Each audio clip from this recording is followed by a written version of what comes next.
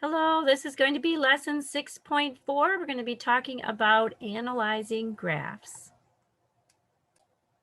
Okay, so analyzing graphs, our standards are going to be I can interpret graphs, I can match graphs to situations, and I can sketch a graph for a situation. And the standard is 8F5. Describe qualitatively the functional relationship between two quantities by analyzing a graph. Example, where the function is increasing or decreasing, linear or non-linear. Sketch a graph that exhibits the qualitative features of a function that has been described verbally. So that is what we are working on, all of those things today. Okay, so interpreting graphs. I'll bring down my tool here.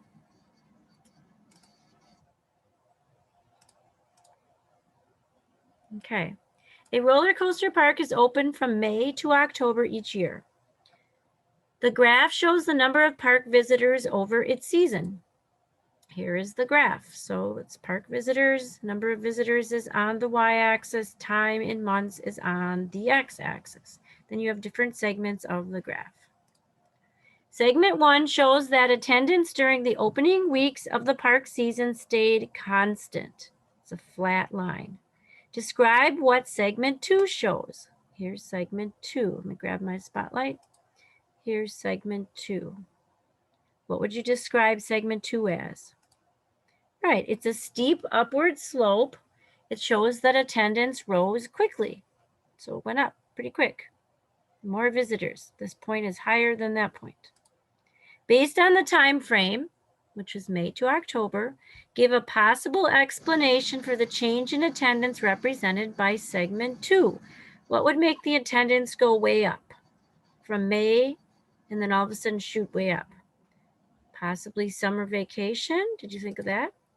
The increase coincides with summer break from school. That's when all the students and kids can go to the roller coaster park. Which segments of the graph show decreasing attendance? Give a possible explanation. You see any decreasing segments? Over here maybe is going down and over here is going down. So segments 4 and 5 are decreasing. And why? Well, the decrease might coincide with the end of summer break. Remember, this graph goes from May to October. So probably around September, this might be around September, there's a sharp decrease in the number of people that go to the park, and then even more of a decrease as the fall time comes and weather gets colder. Explain how the slope of each segment of the graph is related to whether attendance increases or decreases. So a positive slope will show attendance increases, right? And then a negative slope shows attendance decreases. Let's move on. Okay, you get to try a question like this. I'll see you back in a moment. Okay, welcome back. Let's continue. Matching graphs to situations. Grace, Jet, and Mike are studying 100 words for a spelling bee. Grace started by learning how to spell, I should say, many words each day, but then learned fewer and fewer words each day. Jet learned how to spell the same number of words each day. And Mike started by learning how to spell only a few words each day, but then learned a greater number of words each day. So we're going to match the graph with the person. So we have this graph, we have that graph, and we have that graph. So we have to figure out which graph looks like what Grace did, because we have time and days and words learned coming up the y-axis. So what did it say about Grace? She started by learning how to spell many words each day, but then learned fewer and fewer words each day. And then Jet, he learned how to spell the same number of words each day. And then Mike learned how to spell only a few words each day, but then learned a greater number of words each day. So can you tell which graph goes with which person? Would you look at it for a minute? Okay, let's see if you're right. This graph shows a constant slope. Does that give you any hints? Who had this spelled the same number of words each day? Yeah, Jet, right? This graph shows a small slope and then the slope gets steeper. So it goes gradually a little bit and then all of a sudden, shoom, right? And the last slope, this graph shows a steep slope and then it gets flat. Okay, so we know the constant. Oh, the constant isn't Grace. Hang on, let me fix that. Just a moment. Okay, I had to fix my error, and now I did. So, we know that the constant one, the first one, should be Jet. And Grace is the last one. There we go. Jet was first, Mike, Grace. Jet has the constant. Bring my tool down again. And this graph shows a gradual increase in words and then all of a sudden a great increase in words. So that would be Mike. And Grace shows a many words, but then fewer and fewer and fewer words. So she leveled off. All right, next page. Sketching a graph for a situation. Mrs. Sutton provides free math tutoring to her students every day after school. No one comes to tutoring sessions during the first week of school. Over the next 2 weeks, use of the tutoring service gradually increases. Sketch a graph showing the number of students who use the tutoring service over the first 3 weeks of school.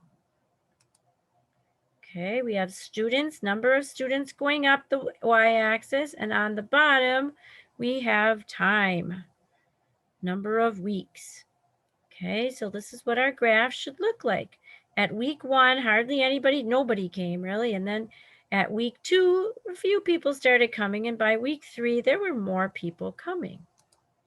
Mrs. Sutton's students are told that they will have a math test at the end of the 5th week of school.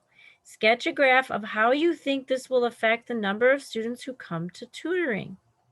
Well, what do you think is going to happen when somebody's about to have a test? Are more people going to go to tutoring or less? Probably more, right? So our graph should go up way more than it was, right? So by week 5, you've got quite a few people coming for tutoring right before the test.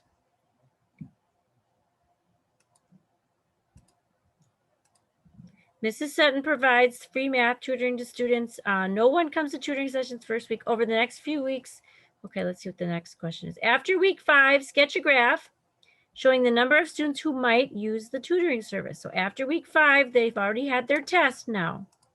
So let's see what happens. Okay, that's the original graph through 3 weeks. That's all the way up to week 5. Right. They say, the test is over. I don't have to come to tutoring, right? And it's a huge decrease in the number of students. Okay, it's your turn. You get to try some of these graphs. See you back. Okay, welcome back.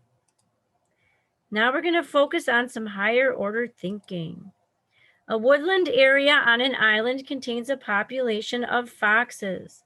The graph describes the changes in the population over time. What is happening to the population before time t? So let's take a look. Before time t, what's happening to the population?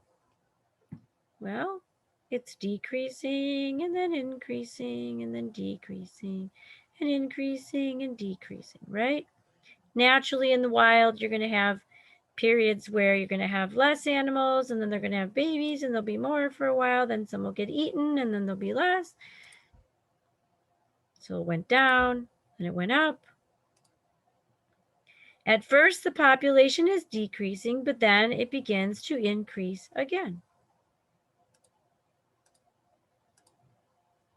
Suppose at time t, a conservation organization moves a large group of foxes to the island. Sketch a graph to show how this action might affect the population on the island after time t. So a whole bunch of new foxes are getting moved to the island. What do you think is going to happen? Right, it should increase a lot, right? It should go up. So there's a huge jump. It didn't just, it went right from here to boom, right up there. Just went way up. Didn't even connect and gradually go up. It just, all of a sudden there was a whole bunch more brought in. The island would have an initial huge translation upward by the number of foxes that were brought to the island. Then the population would continue to increase and decrease as before, but at a higher number of foxes. At some point after time t, a forest fire destroys part of the woodland area on the island. Show how your graph from below might change. Okay, that's the graph from before. What's going to happen now? There's a big forest fire. It should what? Decrease.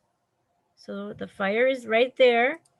So the graph at that point after the fire, the number of foxes should decrease substantially, and then eventually it would start to increase again as they had babies. So the island would show a steep decline at the point that represents the fire. Then as the forest regrows, the gradual increasing and decreasing pattern would resume. Okay, you get to try this. I'll see you back in a moment. Okay, welcome back. Your homework is on Google Classroom, and I will see you next time. Bye.